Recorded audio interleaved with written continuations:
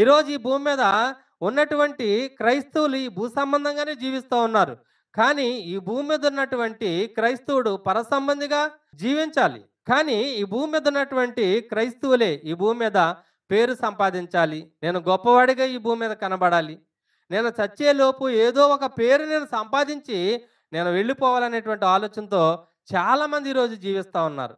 కానీ ఈ భూమి మీద పేరు సంపాదించడం కాదు. ఈ భూమి మీద ప్రఖ్యాతలు సంపాదించడం కాదు. ఈ భూమి మీద నువ్వు గొప్పగా బ్రతికావని చెప్పుకోవడం కాదు. ఈ భూమి మీద ఉండగానే నువ్వు ఎక్కడ గొప్పగా బ్రతికావని చెప్పుకోవాలి? ప్రభువైన యేసుక్రీస్తు వారు ఈ భూమి మీద జీవించారు. కానీ ఈ భూ సంబంధంగా ఎప్పుడూ ఆలోచన చేయలేదు ఆయన.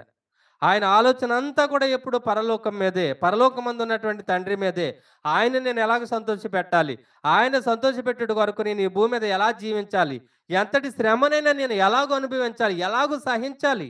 ఎలాగూ ఓర్చుకొని నేను అవన్నీ దాటికి నేను పరలోకమందు ఉన్నటువంటి తండ్రి యొద్దకు నేను చేరుకోగలను అనేటువంటి ఆలోచనతోనే ఆయన జీవించారు. అలా జీవించి నీకు నాకు మాదిరి చూపించారు. కానీ ఈరోజు నీవు నేను ఎలా జీవిస్తూ ఉన్నాం? ఈ భూమి మీద ఏదో సంపాదించాలి, పేరు ప్రఖ్యాతులు సంపాదించాలనేటువంటి ఆలోచనతోనే జీవిస్తున్నాం.